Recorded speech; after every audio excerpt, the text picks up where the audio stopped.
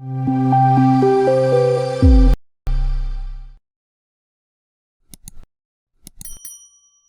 guess don't take things personally, especially for all the designers out there. I mean, like I said, like we.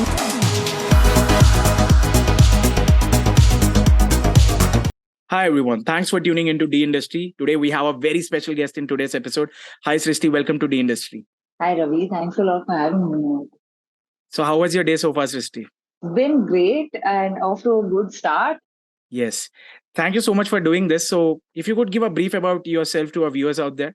Hey folks, I'm Srishti. I work with Microsoft. I lead shopping experiences for Bing, and by craft, I am a UX designer. And more recently, I work closely with people to help bring out their best, both in terms of interpersonal skills as well as their work. Thank you so much, And Srishti. So wanted to know what was your journey into design and how did you start? thanks, Paige.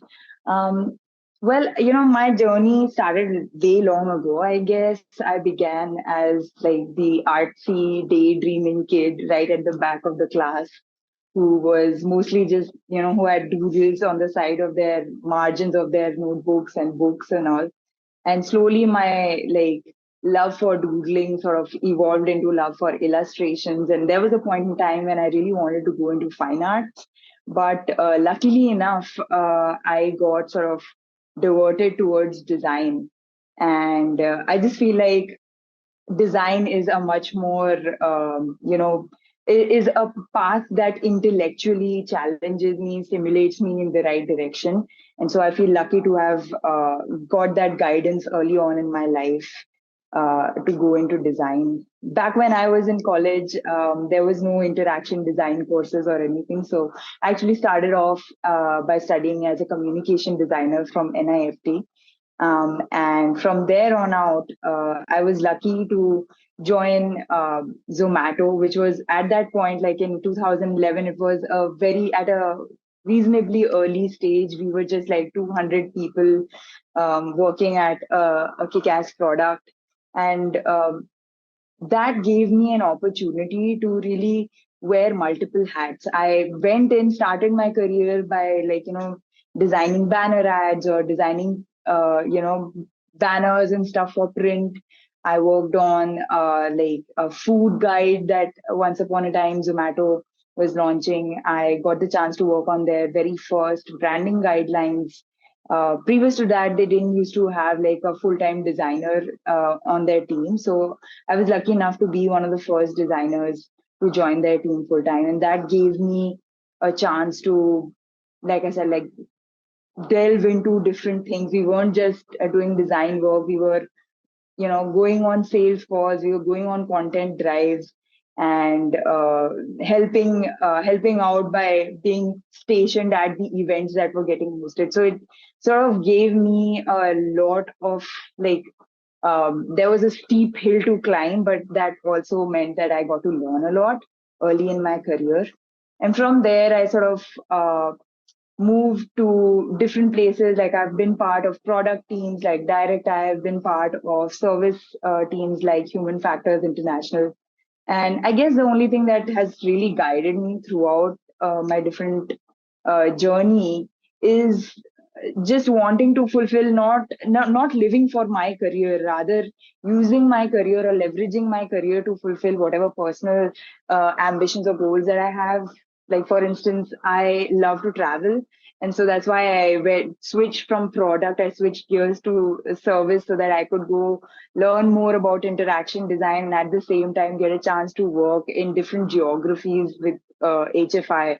And that's just like a small example there.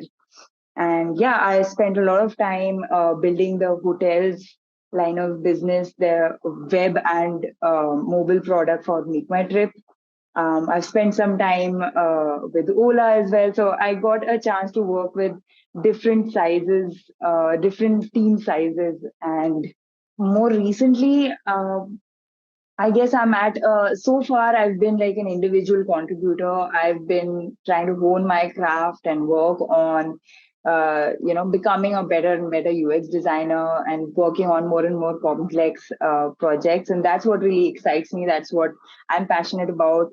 Um, and more recently, I'm sort of switching gears to become more of a people manager, become more about how do I bring out the best in uh, the people on my team. And that, it's an entirely different skill set.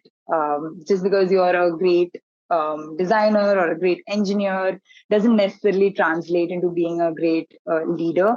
And so, of course, that's where I'm sort of learning. This year for me is about becoming more and more equanimous and becoming somebody that others would want to leverage to become better. Thank you so much, Srishti, for taking us through your wonderful journey. So, wanted to know, like, if your 5 words of wisdom for a beginner out of this journey, what would those advices be? A little bit more like 5 things that I've learned, I guess I would start by that. First is foremost, work on your craft. There's a great book by one of my favorite authors, Cal Newport, called So Good That They Can't Ignore You. And like, I really, if you haven't read it, I recommend you guys read it because it talks about something that I myself experienced and quite connect with. Um, you know, all amount of networking and presenting our work in a certain light, and all of that is great and good to have. But as a designer, or as like somebody who has to like go inside and produce work and then bring it out to the world, it is extremely important to just be good at your craft. And all the things that you do while you try to hone your craft, they will all become like ways in which you will be able to further your soft skills. Being creating great projects, like a lot of times I've seen people say, oh, I want to work on this project, or oh, I want to work on that project, this is such a great project. I would argue it's not the project or the work that's great, it's the people who come together, the integrity with which they move towards their goal. That's what makes it great. Even the smallest, like even the smallest component tweak somewhere, if somebody is doing it with that integrity, that they're bringing their best selves and they're trying to keep on learning, that's when really great work happens. And yeah, that's what number one, work on your craft. All the networking, soft skills, and all of that, you will develop it on the way as you hone your craft. Second would be, I guess, don't take things personally, especially for all the designers out there. I mean, we, like I said, like we have to go back inside ourselves after collecting information from everyone. We have to go back inside ourselves and work on something, and then bring it out to the world and put it up for critiquing. And so a lot of times when people share their feedback, people take it personally and they'll take it as a comment on their ability as a designer.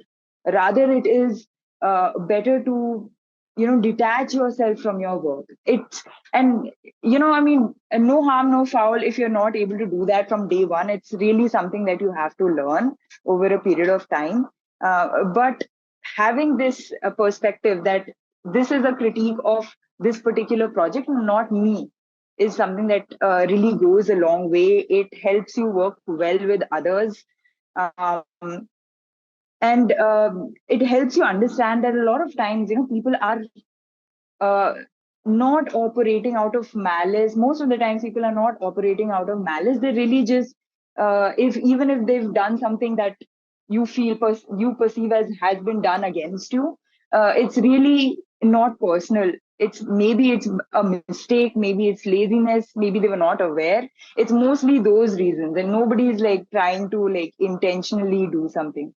And even in that small case where you feel that, oh no, something intentionally came in and hurt me, a lot of times, people are operating under constraints that are not visible to you or me. And so we must make sure that we develop this, like we have a thick skin and we develop this ability to not take things personally. I guess third thing I'll say is always be a student. I think you'll find that in even that's why I love working at Microsoft, because that's one of their core ideologies, to have a growth mindset, to never be, afraid to say, oh, I failed at this, or oh, I don't know this. And in fact, outside of design, you'll find most people who have careers in sports, they really do this really well. Like in sports, you have to fail publicly. You miss a shot, everybody saw it. Everybody, if you didn't perform well, you were out on duck. Everyone's hate is going to come towards you, right? So they really know how to put themselves out there, and that's a skill that we must all imbibe. Like, put yourself out there. Most of the times, we're afraid to show our work on like larger platforms, or to, we're afraid of walking into that critique or review meeting because, oh no, what will happen? What if it's not like praised out of this world? That's okay. And, you'll realize you're not that brittle, and it'll make you stronger to face up to your failures and just not be afraid to fail and put yourself out there.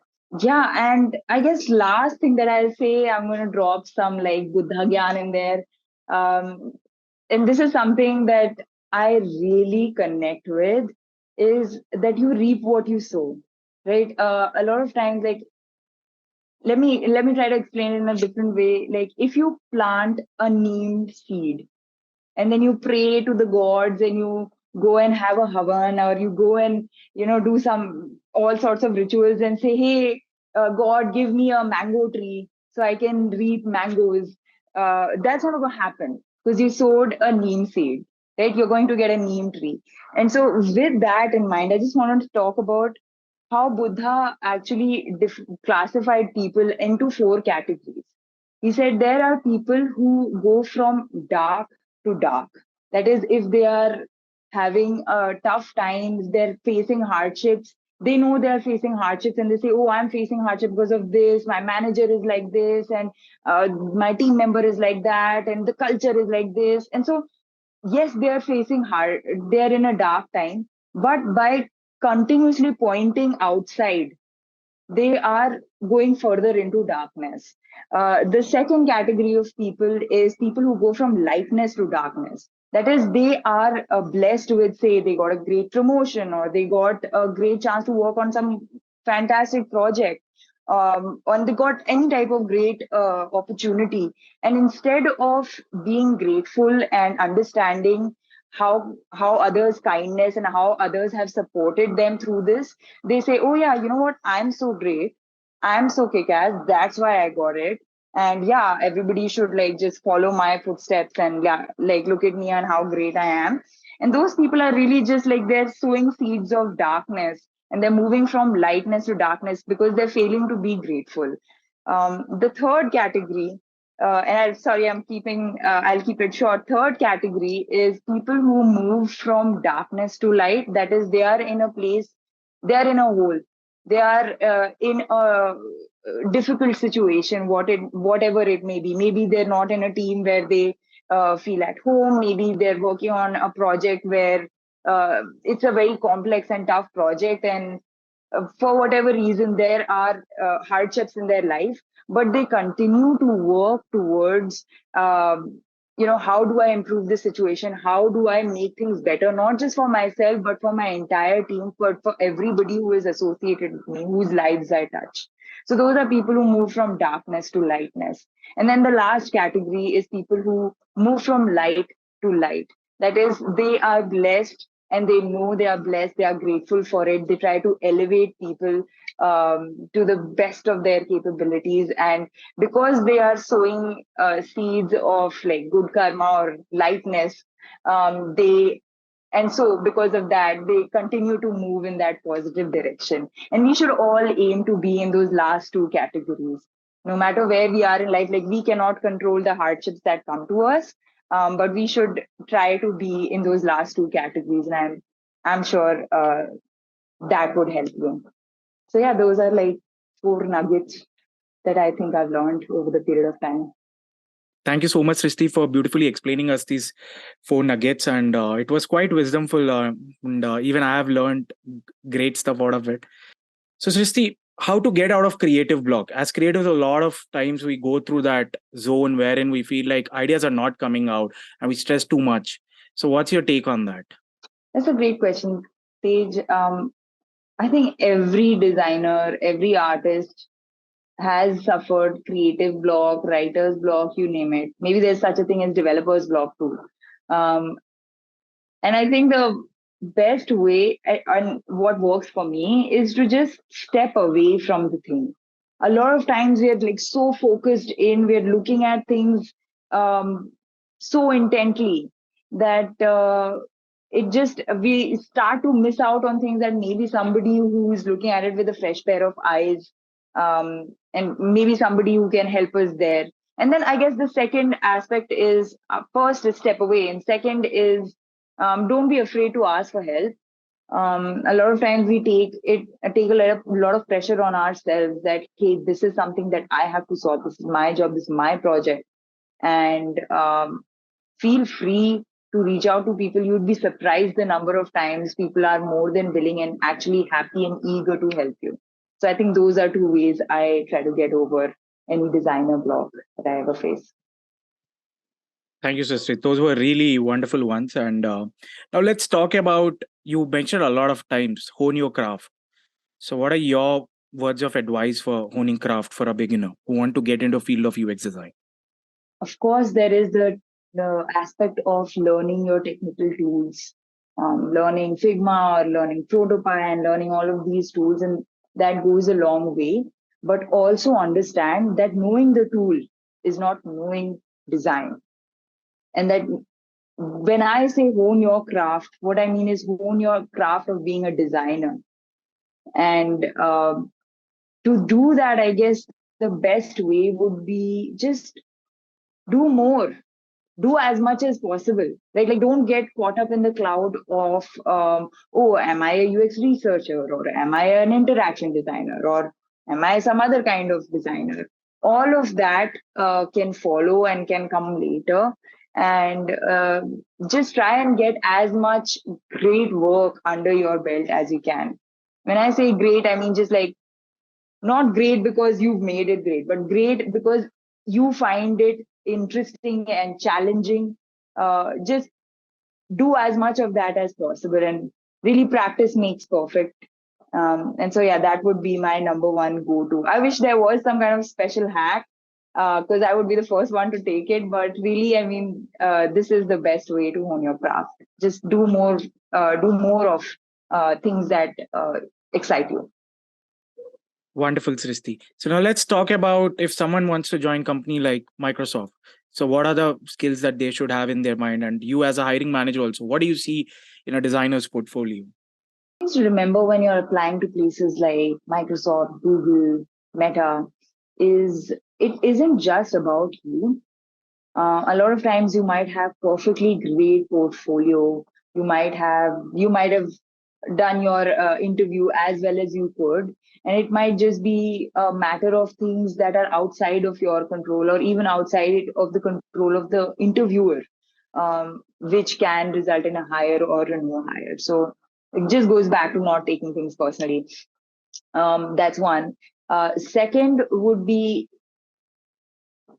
keep document your work. Have it's not necessary to have all those, now at the point of almost calling them cliche, that you have personas and then you have some flow charts and then you have some low fids. um, Document really what were the challenges you worked on. Talk about what are the things, not just what are the things you did, but how those actions, what was the impact of those actions. That's something that you should, that's the lens that you should put while like writing about your work or talking about your work. And of course, like, develop soft skills of how to interview well. I think those are some basics that we should have, like have a good portfolio, because that those are like a step in the door for companies like this. Yeah. Thanks, Srishti. So now we talk about networking. Like we hear oftentimes that community is small, we have to network and all. And a lot of times, young people they lack confidence. They can't find a way to go and form a meaningful network with someone else. So, what are your take on networking, and how could people network out to create meaningful relations? So there's now, I think there are plenty of opportunities for people to leverage, right? There are all sorts of design events that happen. Those are some avenues where you could start to network. But the first and foremost place for you to build relations, what is networking really? It's building relationships with folks, building rapports with people. And the first place to do that is your place of work, or wherever, if or your place of study. um, just being present, bringing your A game every day, so that it's not just you reaching out to the world, rather people would also be interested in talking to you, going and doing like projects, or just going out and learning new skills from people. I think those are some great ways, in fact better than just leveraging the events and all. Those are great, and to a certain extent they help you sort of make an entry over there. But I would say rely more on finding more and more interesting work to do with people and collaborate with people, seek out people and learn from them. Those are some great ways. Just reach out and put yourself out there. Yes, that's a great point. And adding on to that, I would say also networking should be done two ways. It should not be like you are only there to take. It's like a give and take sort of this thing. So have this sort of mentality right from the beginning, that you are not just networking just to learn out from them or be it like anything. They be open, keep it like a two-way thing so that it can be work for a very longer time. Saying that, before we conclude this show, Srishti, wanted to know like what are your three favorite books and podcast recommendations for viewers out there? Okay. Yeah, like the one that I already mentioned, Cal Newport. So good that they can't ignore you is one that you should definitely read if you haven't got around to it already. Apart from that, I've been a runner for some time. Not that I'm some kind of really great runner, but I found some books by not directly looking at design books, but I think those also add value to even designers. There is What I Talk About When I Talk About Running by Haruki Murakami. That's one that I would definitely recommend. And Stumbling Upon Happiness by Dan Gilbert. And another one, which right now I'm actually reading, it's called How the World Really Works, by Václav Smil. It actually happens to be one of Bill Gates's favorite authors. So yeah, those are some of my top reads, and I would recommend those. Thank you so much, Srishti, for sharing these wonderful recommendations with us. We are looking forward to host you again in our upcoming episode. Thank you so much for your time. And viewers who are watching this video, please feel free to reach out Srishti on her LinkedIn. I'll be attaching her LinkedIn as well down below. And thank you so much, Srishti, once again. Thanks a lot, Ravi, for having me. It's been an absolute pleasure.